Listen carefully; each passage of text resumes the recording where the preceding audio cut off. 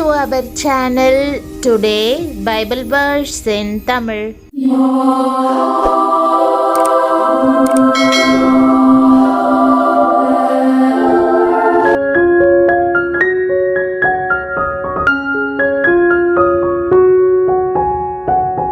இன்றைய வசனம் மத்தேயு 8ஆம் அதிகாரம் 3ஆம் வசனம்.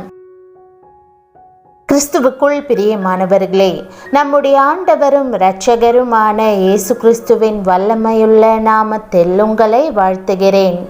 இயேசு தமது கையை நீட்டி அவனை தொட்டு, எனக்கு சித்தமுண்டு, சுத்தமாகு என்றார்.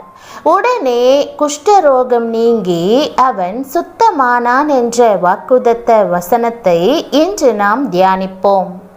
கர்த்தருடைய கரம் இன்றைக்கும் உங்களை குணமாக்கும்படி நீட்டப்பட்ட வண்ணமாய் இருக்கிறது. அவருடைய கரத்தினால் செய்ய முடியாத அற்புதமான காரியம் ஒன்றுமே இல்லை. வியாதியால் அவதிப்படும் நேரங்கள் சஞ்சலமான நேரங்களாகும். வியாதியின் கொடுமை ஒரு பக்கம் தாக்குகையில் சரீர பலவீனம் இன்னொரு பக்கம் தாக்குகிறது. என்ன நடக்குமோ என்ற பயம் வேறு உள்ளத்தை பிழிகிறது. ஆனால் வியாதி படுக்கையின் நேரத்திலும் கர்த்தர் உங்களோடு கூட இருக்கிறார் என்பதை நீங்கள் மறந்து போய்விடக்கூடாது.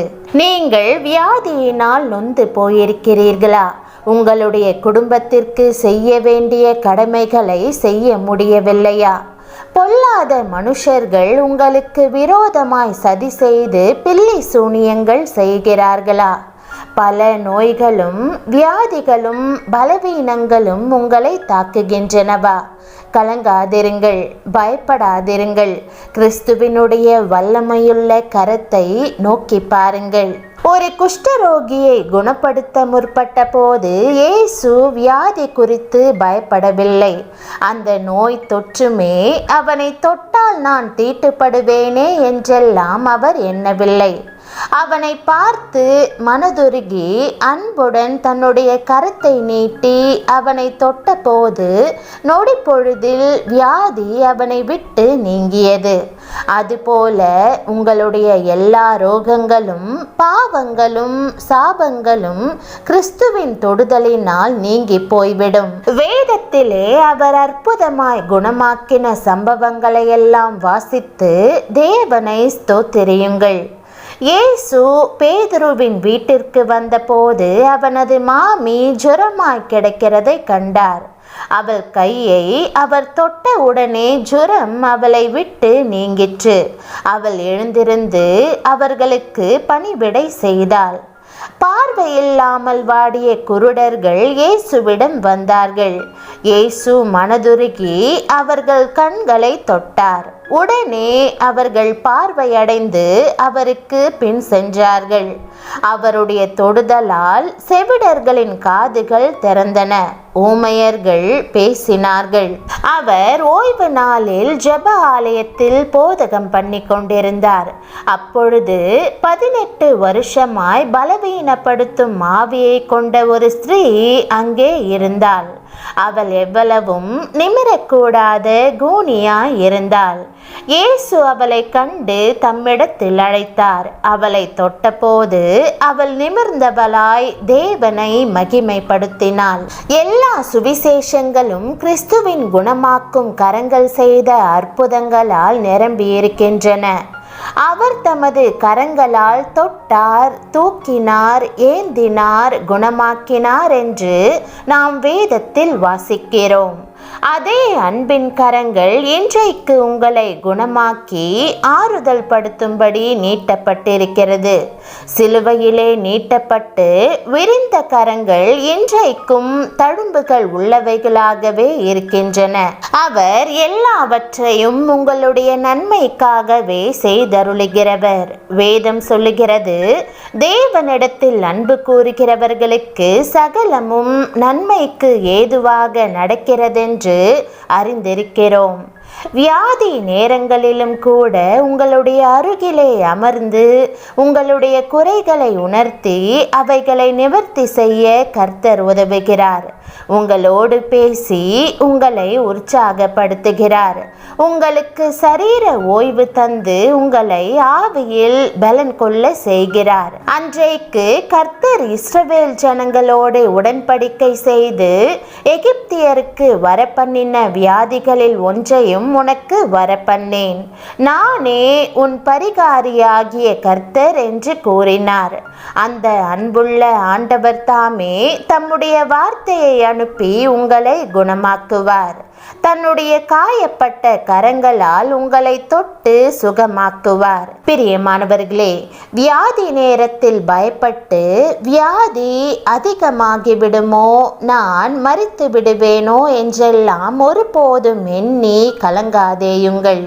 கர்த்தர் நிச்சயமாகவே தம்முடைய தழும்புகளுள்ள கரத்தை உங்கள் மேல் வைத்து உங்களுக்கு சுகத்தையும் பலத்தையும் ஆரோக்கியத்தையும் கட்டளையிடுவார்.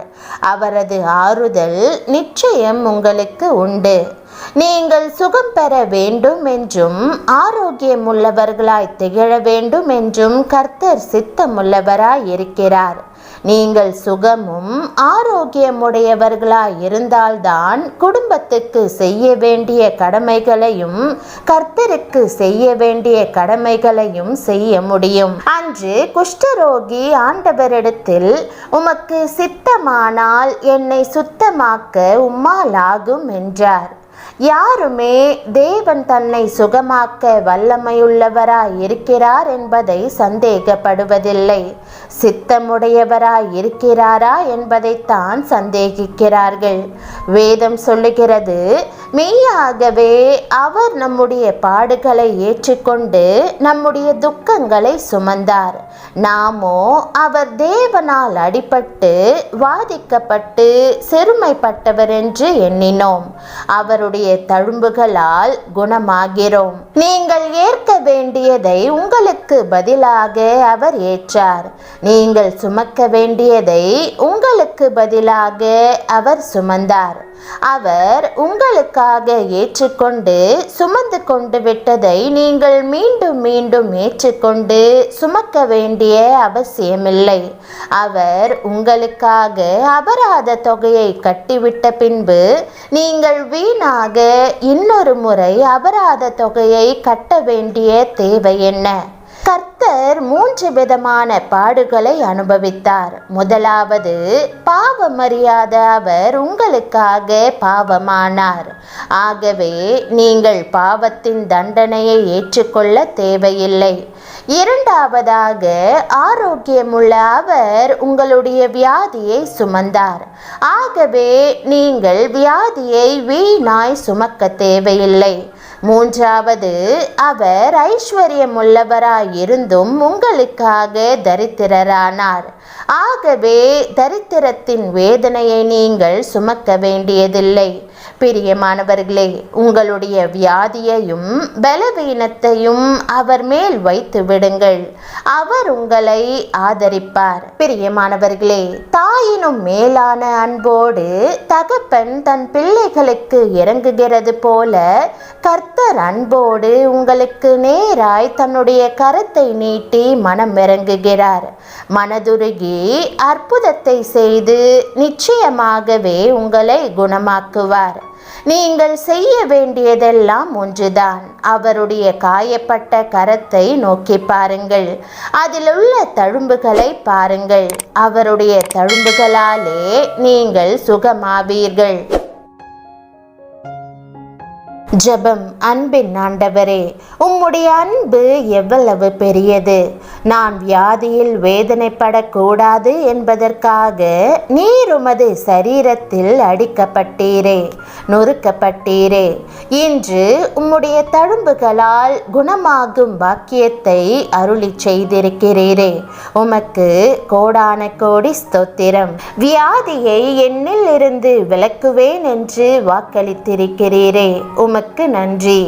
எனக்கும் என் குடும்பத்தினருக்கும் நற்சுகத்தையும் சமாதானத்தையும் சந்தோஷத்தையும் பலத்தையும் அருளும். தேவனே, நீர் எனக்காக சிலுவையில் அடைந்த வேதனை நிந்தை யாவற்றையும் பொறுமையாய் சகித்ததற்காய் உமக்கு ஸ்தோத்திரம். இன்றைக்கு பல்வேறு வேதனைகளினால் இருதயம் உடைந்து காணப்படும் மக்களை நீர் கண்ணோக்கி பாரும். அப்படிப்பட்ட மக்கள் மீது உம்முடைய அன்பின் பிரவாகம் அளவில்லாமல் இறங்கட்டும்.